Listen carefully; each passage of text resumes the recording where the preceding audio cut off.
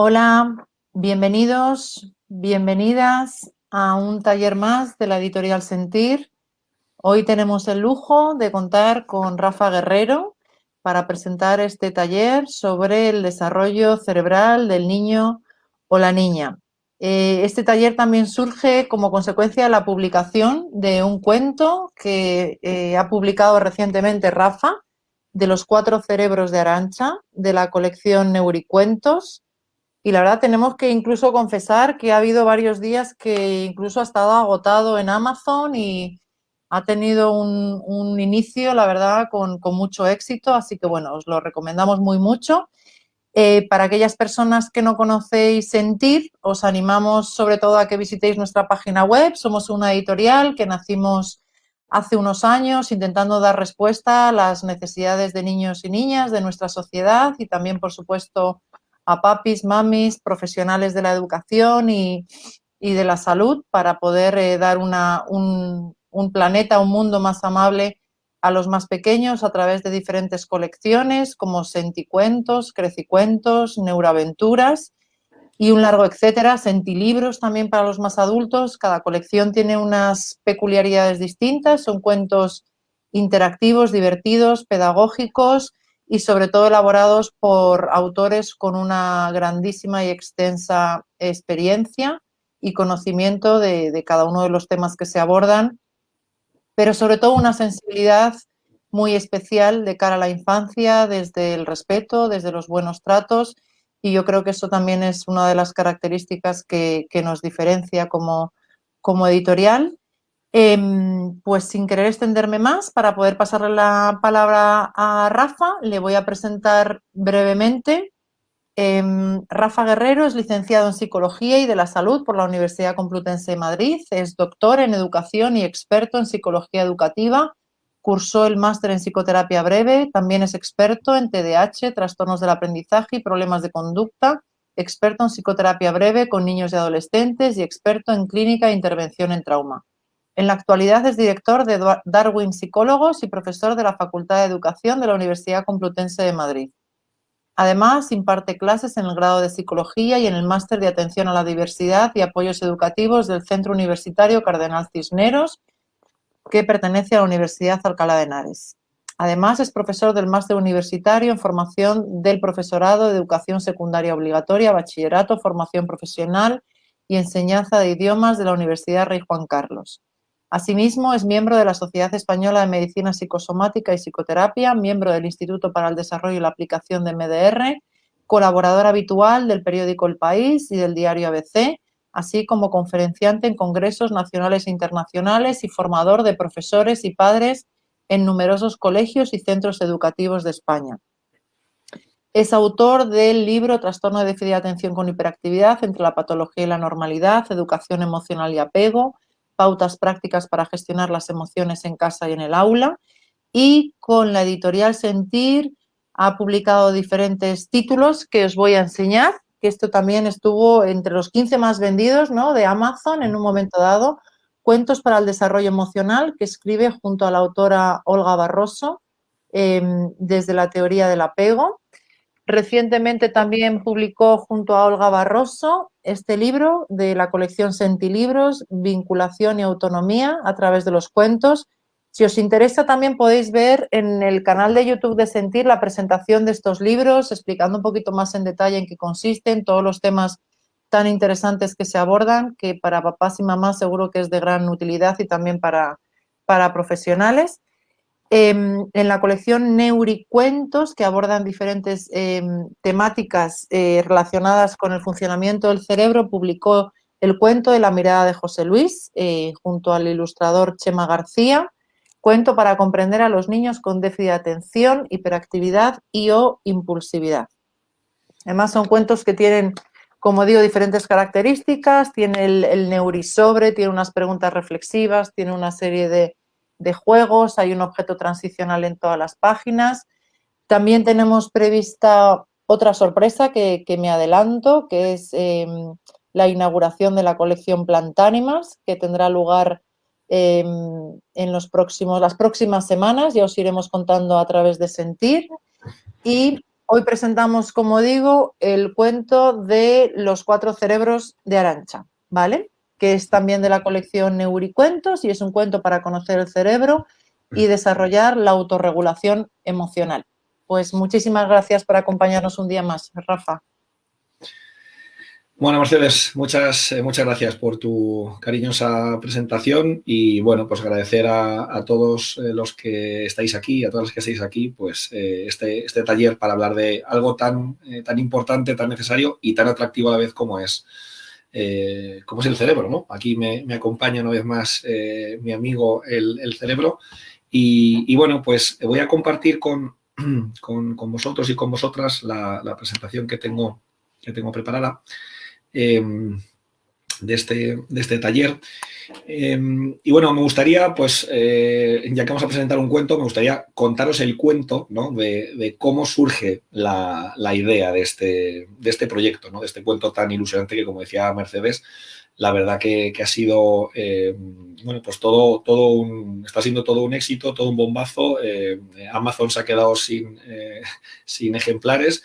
Y bueno, mucha gente, hasta incluso ya ha llegado a Latinoamérica, ya hay mucha gente de Costa Rica. Me escribía el otro día una mamá que ya lo tiene, desde distintos puntos de Argentina, de Bolivia también, es decir, que ya está llegando a Latinoamérica, lo cual es una gran noticia, y que está ayudando a nuestros niños y a nuestras niñas a poder comprender cómo funciona el cerebro. Lo curioso de este cuento, voy a empezar por el principio, es que yo llevo como un par de años o 2 años y medio desarrollando y explicando en distintas formaciones y en distintos foros, bueno, lo que he denominado el modelo pedagógico de los cuatro cerebros, que ahora de manera muy esquemática voy a desarrollar. Este modelo lo que hace es dividir el encéfalo en 4 grandes zonas. Y entonces yo lo que hice fue asignar un color, como estáis viendo aquí, a cada una de esas 4 grandes zonas. Por lo tanto, hablamos de un cerebro rojo, cerebro verde, cerebro azul y cerebro amarillo. Y cada una de esas 4 grandes zonas se corresponde, o podemos decir, tiene asociada una función principal. Claro, como todo modelo pedagógico, como toda metáfora, porque no deja de ser una metáfora explicativa, ¿no? de cómo funciona el cerebro, como lo que trata de hacer es reducir algo tan complejo como es el cerebro en algo muy sencillo. Claro, vamos a explicarle cómo funciona y cómo se conecta el cerebro a niños, ¿no? Este cuento está dirigido a niños de 4 a 8 años.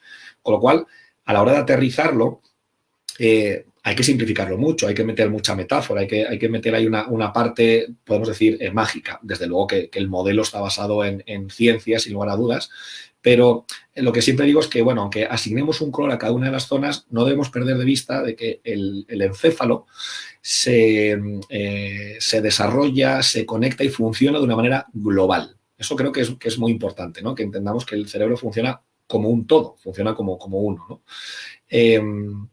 Y estoy seguro que a la hora de pasar algo tan complejo, tan difícil de manejar y donde también tenemos muchos secretos y muchas lagunas, ¿no? En relación al cerebro, tratar de aterrizarlo y hacerlo más operativo y más práctico, estoy seguro que no es 100% fiel a la realidad. Pero bueno, como metáfora y como idea creo que puede resultar bastante interesante. Entonces, en este cerebrito que hemos dividido en 2 partes, nos encontramos con que la parte más de sótano, más baja, se corresponde con el cerebro rojo, que es el cerebro de supervivencia, ¿no? Aquí la función básica es sobrevivir. Lo primero que necesita un animal es sobrevivir. El segundo cerebro, que se ubicaría anatómicamente, si el cerebro rojo es el tronco encefálico más el cerebelo, el segundo cerebro, que sería el cerebro verde o el cerebro emocional, estaría justo encima. Y este es el cerebro que aparece ya evolutivamente hablando con los primeros mamíferos, y aquí es donde surge la emoción. En concreto, la emoción surge en esa estructura de color rosa que estáis viendo ahí, que son las famosas amígdalas cerebrales. Cada vez que nuestros hijos experimentan mucha rabia o miedo o tristeza o vergüenza, resulta que esas estructuras que están ahí, las amígdalas cerebrales, se hiperactivan. Y esto quiere decir que uno se desregula, ¿no? Como decía Joseph Ledoux, esto es el secuestro de la amígdala, ¿no? Donde nos convertimos en emociones andantes y donde perdemos esa parte de control y esa parte de razón, ¿no? De controlarnos. En un tercer momento, si ya pasamos de lo que es el subcórtex a la zona del neocórtex, esta estructura aquí más gruesa, nos encontramos con que las 2/3 partes posteriores se corresponden con el cerebro azul. Y aquí principalmente metemos lo que tiene que ver con pensamientos, con ideas. Claro, todo esto es muy educativo. Si el rojo y el verde son eminentemente innatos, heredados, vienen en el pack del nacimiento o incluso antes del nacimiento, el neocórtex es una parte muy moldeable y muy influenciable, evidentemente, por la educación que recibimos por parte de nuestros padres, de nuestra familia extensa, de nuestros profesores, etcétera, etcétera. Entonces, estas 2/3 partes posteriores es donde ubicamos la parte más de pensamientos.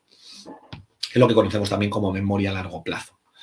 Y en último lugar, el tercio frontal, ¿no? Si decíamos que estas 2/3 partes es cerebro azul, pues el tercio sobrante, que es esta parte más frontal, ese es el cerebro amarillo, que es la parte más ejecutiva, que es la que se corresponde con el ser humano. Esta es la zona del cerebro eminentemente humana, donde se ubican las funciones ejecutivas, la capacidad de concentrarnos, de controlar los impulsos, la memoria operativa, la capacidad de planificación, la conciencia ética, la velocidad de procesamiento y, por supuesto, una de las cosas que tratamos de desarrollar en este cuento, ¿no? La regulación emocional, la inteligencia emocional, la capacidad de identificar la emoción, de ser consciente de la emoción y, por supuesto, de regularla. Entonces, me gustó mucho la metáfora del director de orquesta, que no es mía, ¿no? Que es de Elknon Goldberg. Este autor, discípulo de Luria, hablaba de la importancia de un director de orquesta. Entonces, él decía, la corteza prefrontal es como un director de orquesta. En una orquesta, desde luego que el director tiene una función que es súper importante, porque es el que se encarga de coordinar, es el que se encarga de dar paso a cada uno, cuando uno tiene que parar y tiene que entrar en escena otro. Pero claro, no podemos olvidar que vamos a suponer, ¿no? Metafóricamente una vez más, que las 3 secciones en las cuales componen esta orquesta son tan importantes como el director. La sección de cuerda, la sección de viento y la sección de percusión son también muy importantes. Por lo tanto, no podemos llegar a la conclusión, porque sería errónea, de que la corteza prefrontal sí que es la más evolucionada, pero no es la más importante, porque todas son igualmente importantes. Tan importante es cerebro rojo, cerebro verde, como el azul, como el amarillo, porque fijaos, tengo un funcionamiento ejecutivo espectacular, tengo unos valores y una capacidad memorística espectacular, tengo un funcionamiento emocional impresionante, pero tengo un tumor en el tronco encefálico. Pero había una lesión por un accidente de moto en el tronco encefálico. ¿Eso qué implica? Peligro de muerte, si no la muerte. Por lo tanto, cada uno de los 4 colores, el rojo, el verde, el azul y el amarillo, o el director de orquesta y sus 3 secciones que tiene que coordinar, son condiciones necesarias, pero no son suficientes para que la orquesta suene lo bien que suena cuando estamos todos coordinados. Entonces, claro, después de tantos años de formar en relación al funcionamiento cerebral y de explicarle esto a mamás, a papás y profesores, de repente un día me di cuenta, todo esto gracias por supuesto, a todos los alumnos que han recibido estas formaciones, que me demandaban mucho y con toda la razón del mundo de, oye, Rafa, ¿y esto cómo se lo explicamos a nuestros hijos? ¿Cómo se lo explicamos a nuestros alumnos? Y entonces, claro, recogí la idea y dije, pues que tienen toda la razón del mundo, claro. Es que no se lo estamos aterrizando a los niños, no estamos dando pautas para los niños. Entonces,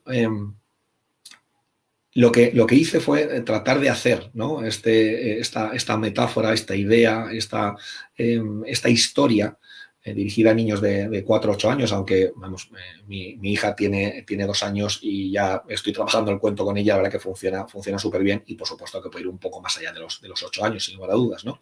Pero me inventé esta historia, por supuesto que Mercedes ha tenido mucho que ver, Jesús, el ilustrador, ha tenido muchísimo que ver y la verdad que al final hemos hecho equipo, ¿no? Como el cerebro que funciona como uno, ¿no? Para poder poner en marcha y poder darle forma, una forma coherente a este cuento, ¿no? Y así nació la idea, ¿no? Del cuento de los 4 cerebros de Arantxa. una niña chiquitita que tiene en su cabeza estos 4 personajes, ¿no? de los que vamos a hablar ahora. Y entonces yo os animo, ¿no? Esto es una manera también de explicárselo a los niños, os animo a que os imaginéis que el cerebro que acabamos de describir ahora es como si fuera un gran edificio con 4 pisos. Y vamos de abajo a arriba, de funciones más básicas, más innatas, a funciones superiores y funciones que podríamos decir que son verdadero lujo. Porque muchas veces mamá y papá se quejan de que su hijo no se concentra, pero hoy en día concentrarse es un verdadero lujo. Controlar la impulsividad es un lujo. Sacar adelante los estudios es un lujo. Lo primero que hay que trabajar son las partes inferiores del cerebro. Entonces, imaginaos que en el primer piso, que sería el piso del sótano cerebral o del sótano de este edificio, nos encontramos con Coco. Coco, como veis, es un cocodrilo, que es uno de los 4 personajes que aparecen en el cuento, y Coco lo que simboliza es la parte más instintiva, la parte de supervivencia. Coco lo único que le interesa es sobrevivir. Por eso lo que Coco asume en el cuento son funciones del tipo alimentación, sed, cansancio, salud física, en definitiva, ¿no? Y entonces, claro, cada vez que Arantxa está cansada es porque su Coco está cansado, ¿no? Existe una relación muy directa de cómo están los personajes y, evidentemente, cómo está Arantxa. Existe una relación muy directa entre cuál es el funcionamiento cerebral, cómo está nuestro cerebro, qué se activa y qué no se activa, y cómo nosotros nos comportamos y cómo nos relacionamos, ¿no? En el día a día. Perdón. En el piso de arriba nos encontramos con Rati. Rati es una tierna ratita, muy, muy adorable, pero que de vez en cuando se enfada mucho y en otras ocasiones siente mucho miedo y a veces siente asco y otras veces siente vergüenza. Es decir, experimenta una amplia gama de emociones. Justo en el piso de arriba, encima de Rati, nos encontramos con Data. Data es una monito que almacena una gran cantidad de memoria, es una biblioteca andante. Y en la parte de arriba, en el ático del edificio, está Bali. Bali viene de balanza y, bueno, pues es un guiño a Goldberg, ¿no? Con la idea del director de orquesta, ¿no? Es lo que hemos querido reflejar en este cuento. Y son las funciones ejecutivas. Si os dais cuenta en el dibujo, nos encontramos con que cada uno de los pisos tiene unas escaleras que suben o que bajan. Es decir, existe una comunicación entre los 4 personajes. La idea es que exista una buena comunicación entre ellos, ¿no? Esto sería como lo que Daniel Siegel explica, ¿no? Con el cerebro en tu mano sería la mano cerrada, el cerebro conectado. Hay una interconectividad entre las distintas partes del cerebro. Esto es un cerebro conectado, con esas escaleras. Pero claro, las escaleras hay que construirlas. Y las escaleras se construyen gracias al trabajo, el esfuerzo, al sacrificio, al tiempo, a la dedicación y el amor de mamá, de papá, de los profesores, de los adultos significativos del niño. Cuando cada uno en esa orquesta toca a su bola, Bali, el pobrecito mío, se vuelve loco. No es capaz de coordinarlos, no es capaz de poner sentido, de darle una coherencia y de coordinarlos. Coco está que se muere de hambre, Rati está muy enfadada y resulta que Data está muy pendiente de obtener más información o de recuperar una información que no encuentra. Y Bali se vuelve loco, no sabe qué hacer. Es decir, la corteza prefrontal no tiene la capacidad de hacerse cargo del resto de los compañeros, ¿no? del edificio. Pero cuando cada uno cumple con su función, ni más ni menos, esto va de maravilla. Y veis a Bali en equilibrio, en un equilibrio relativo, y a cada uno de los personajes, a Coco, a Rati y a Data, cumpliendo con su función. Cada uno tocando su instrumento y cada uno interpretando correctamente, suficientemente bien, no digo de manera perfecta, suficientemente bien su partitura. Y este es el objetivo de Bali, este es el objetivo de la corteza prefrontal. ¿Qué es lo que ocurre?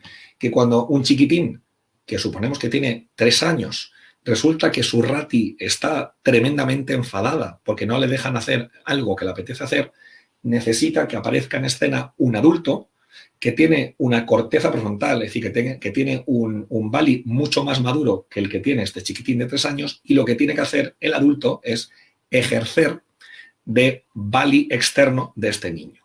Por eso, otra de las cosas que quisimos reflejar en el cuento es la importancia fundamental, ¿no?, que tenemos los adultos a la hora de regular las emociones de nuestros niños, a la hora de regular el hambre de los niños, a la hora de regular el estar malitos de nuestros niños. Es decir, resulta que nuestra calma como adultos es la calma de los niños.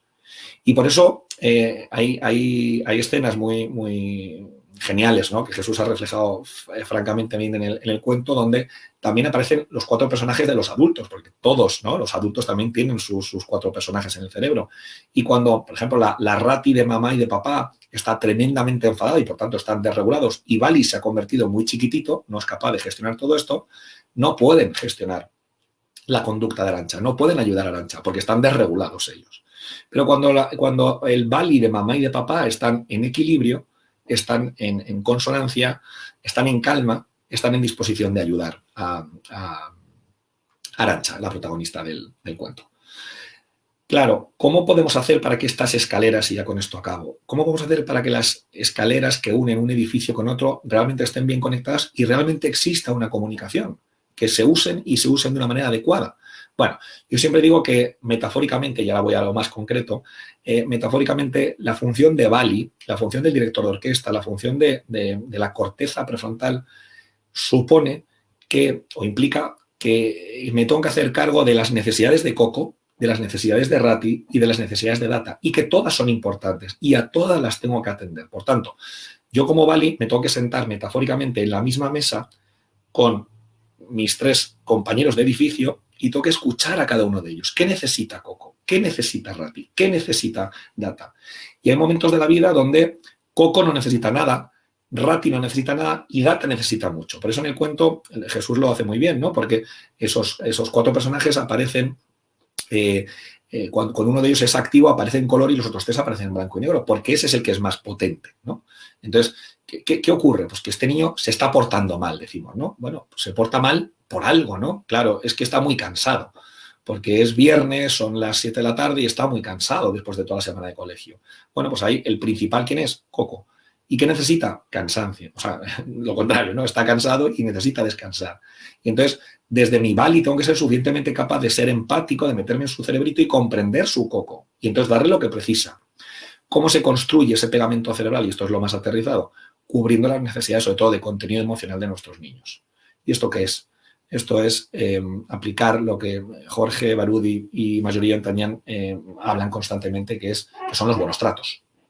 Los buenos tratos. ¿Y qué son los buenos tratos? Bueno, pues proteger a nuestros niños, fomentar su autonomía, permitir su curiosidad y su carácter investigador, darles narrativas adecuadas a lo que ocurre en el exterior y lo que ocurre en su propio cuerpo, lo que sienten, lo que notan, lo que piensan.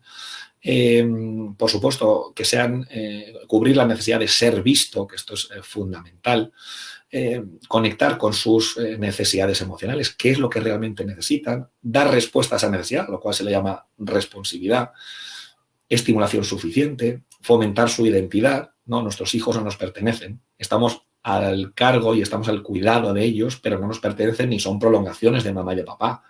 No, es que yo quiero que sea futbolista. ¿Por qué?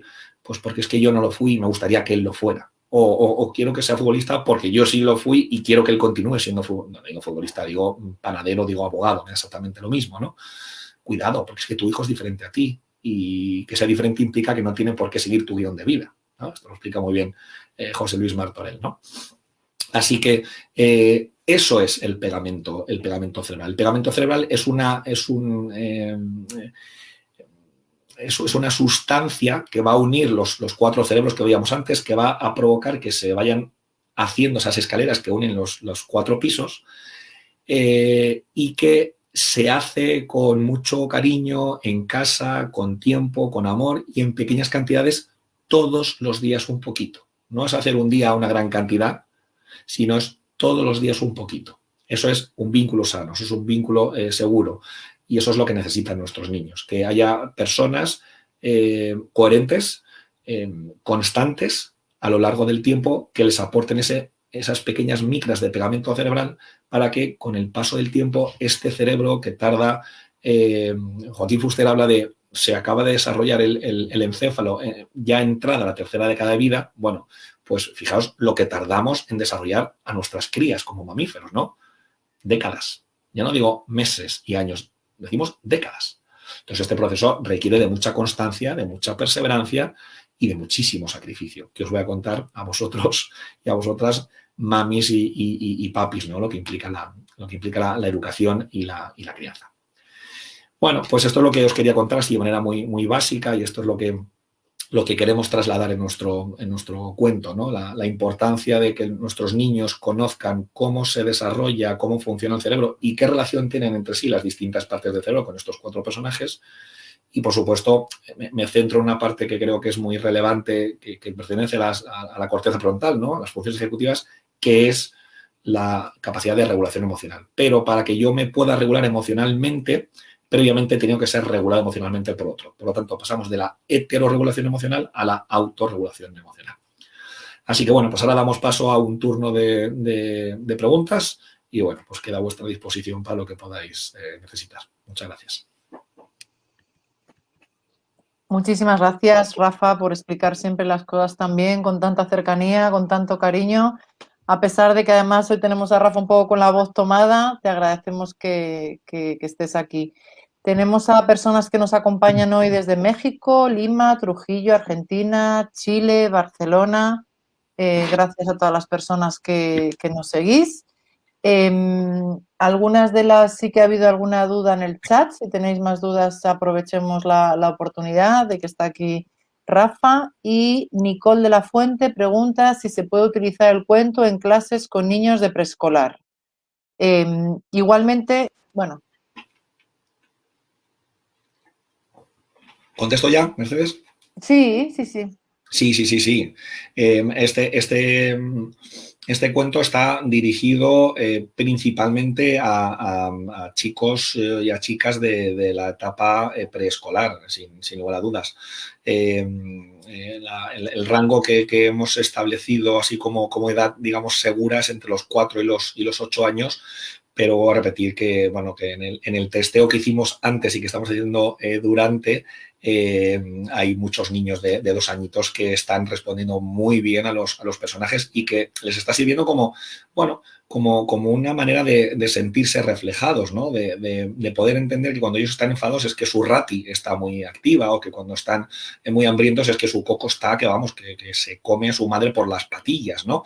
Es decir, que les sirve también para identificarse y para poder ir haciendo insight o ir haciendo conciencia de determinados estados corporales, emocionales y de pensamiento. Así que principalmente el cuento está dirigido para la etapa de preescolar y vamos, se puede utilizar en el aula con todos los niños a la vez, por supuesto, como cualquier otro cuento, y va a ser muy interesante y muy productivo ver las respuestas que dan los niños en el aula, seguro que sí. Así que nada, os animo a que lo pongáis en marcha, claro que sí.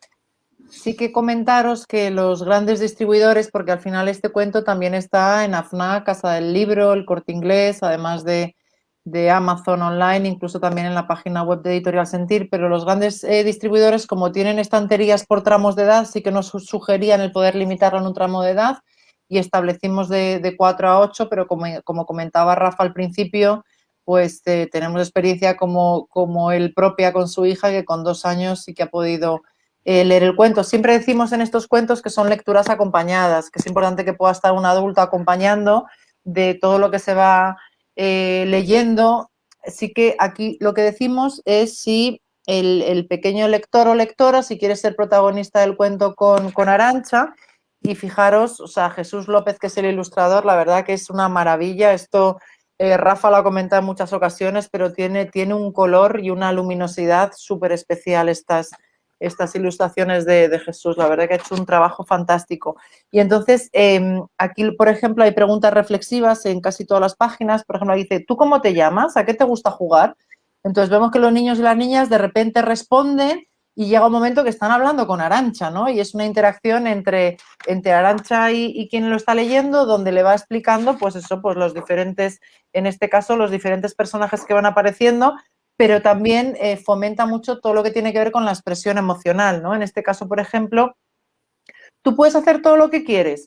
Quieres escribir una hoja las cosas que te apetece hacer y guardarlo en el Neurisobre, entonces aquí van guardando sus secretos, sus experiencias, sus dibujos, lo que quieran, y aquí lo va a guardar Arantxa. Y como veis, pues bueno, hay algunas páginas que además tienen unos desplegables con algunas sorpresas.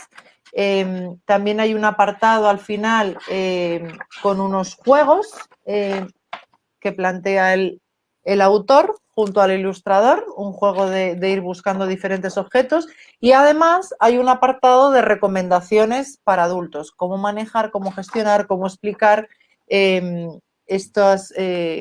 cómo se conoce el cerebro desde el punto de vista emocional a través de este cuento.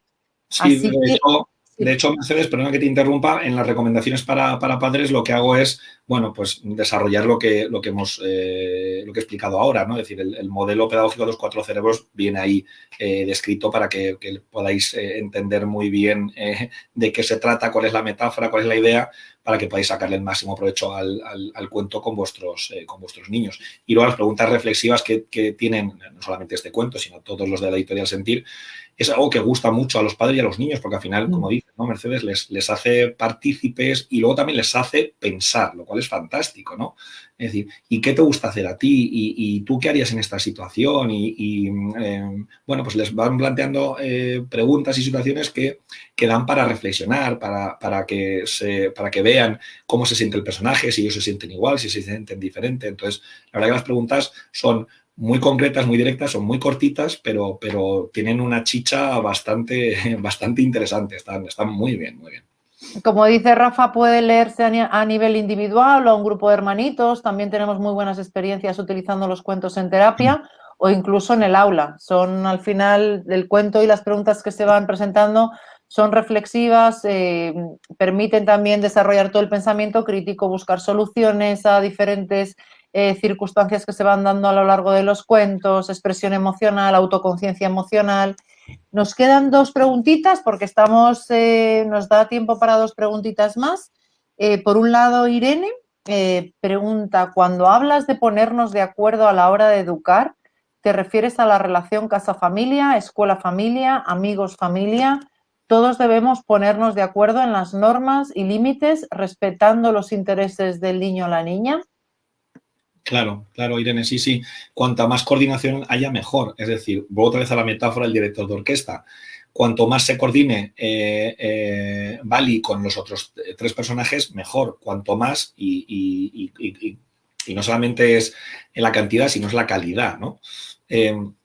Si tenemos una dirección consensuada entre nosotros adultos y remamos todos en la misma dirección, pues va a ser mucho mejor que si la mitad reman una dirección y la otra mitad remamos en la otra. Entonces, bueno, consiste en que en la orquesta suene todo lo bien que puede sonar, pero claro, para eso tenemos que estar coordinados, para eso tiene que haber una buena comunicación, tiene que haber normas, tiene que haber límites, tenemos que estar de acuerdo en cuál es la dirección. Vamos hacia el norte, vamos hacia el este, hacia dónde vamos. Entonces, por eso, Irene, como bien dices y como bien intuyes, la coordinación que se tiene que dar entre casa con el colegio, luego si existe también, por supuesto, algún profesional o otra figura de apoyo, ¿no? Que puede ser desde un logopeda, un psicoterapeuta o el entrenador de fútbol, pues también tenemos que ir a la misma línea. Y dentro de ese triángulo tiene que estar como capitán del barco, desde luego, el niño o la niña, que es no digo que es el que tiene que tomar todas las decisiones, porque no es así, desde luego que hay que consultarle, pero sí que tenemos que velar por sus intereses. O sea, siempre que tomamos una decisión tenemos que pensar en nuestros niños y para eso tiene que haber una buena coordinación. Almudena también pregunta, ¿utilizáis el cuento para explicar o hacer conscientes a los niños con TDAH del origen de algunas de sus conductas?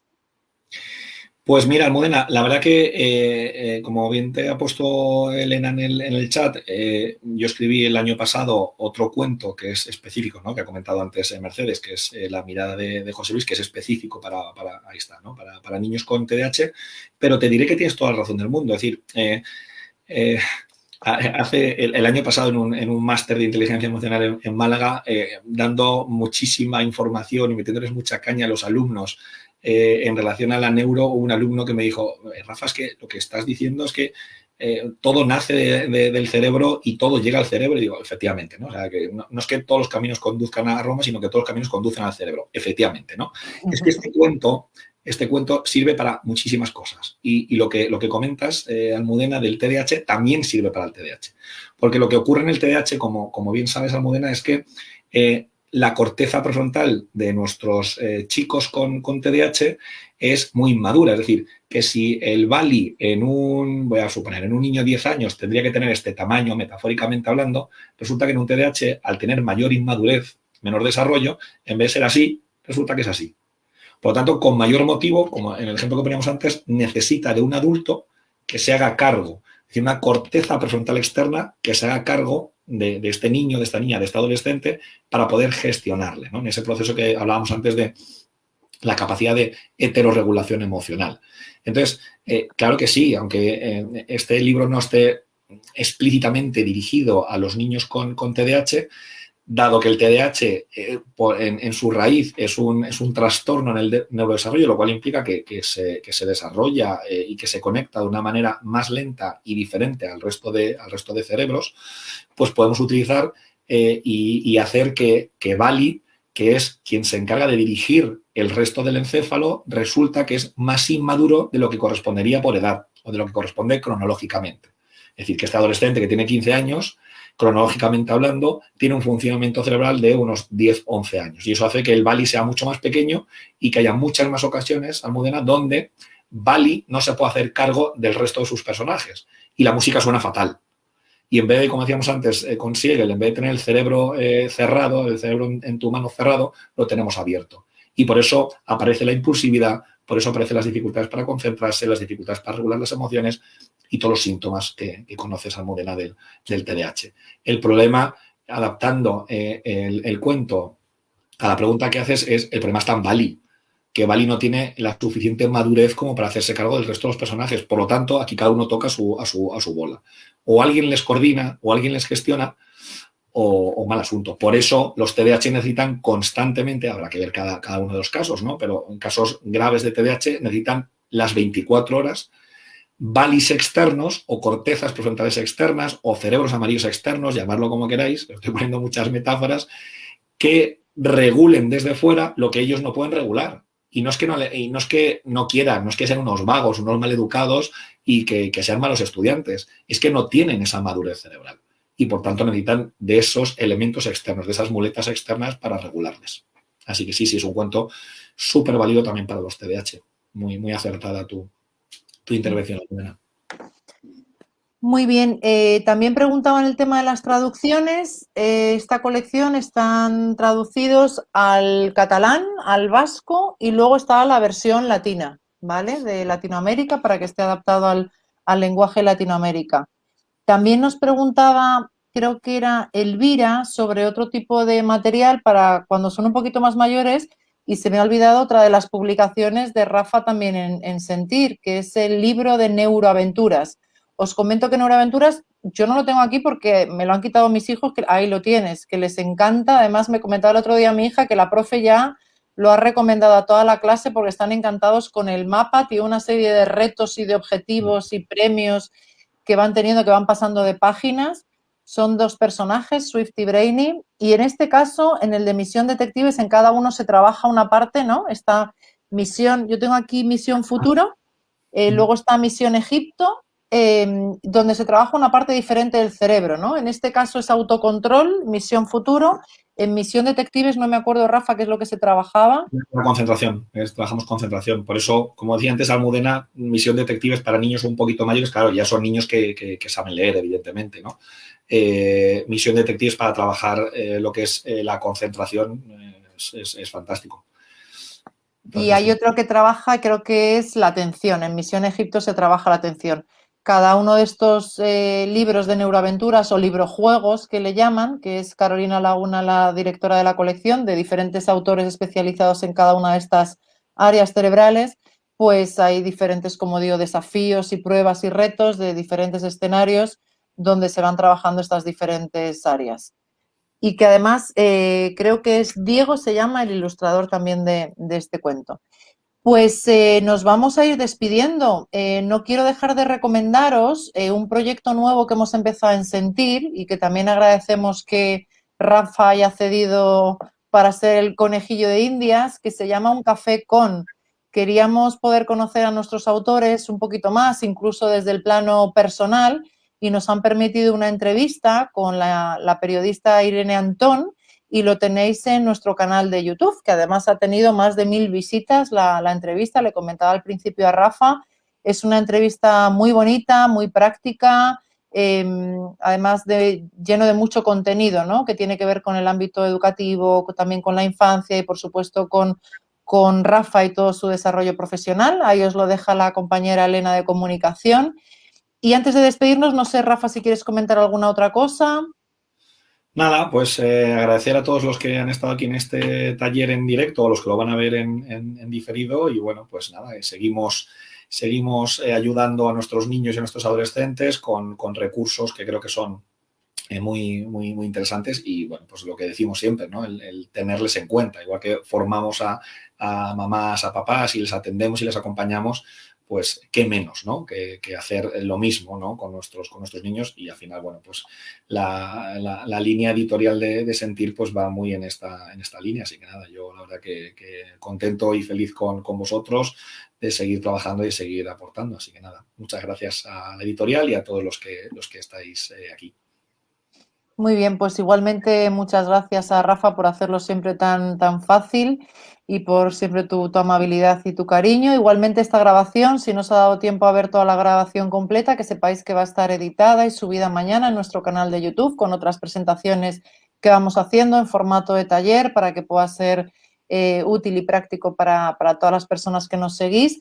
También informaros que todas las semanas enviamos una newsletter con temas de actualidad o días importantes que van surgiendo con algunas recomendaciones, consejos, recursos. Si os queréis apuntar a nuestras newsletters, ahí pone Elena también el link para que os podáis anotar y también animaros a que vuestros peques puedan conocer nuestros talleres de cuentiterapia que están teniendo muchísimo éxito. Algunos de estos cuentos les damos formato taller online, antes lo hacíamos presencialmente, íbamos a coles, a bibliotecas, librerías, pero bueno, como todos, estamos en una constante adaptación a esta situación y lo estamos haciendo online y la verdad que, bueno, hay de diferentes cuentos y de diferentes temáticas y os animamos a que podáis ver también en el canal de YouTube los talleres.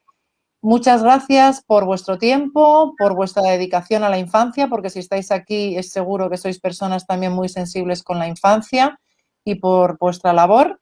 Y nada, que os cuidéis mucho y aprovechamos también para desearos una buena Semana Santa. Gracias. Chao, hasta luego.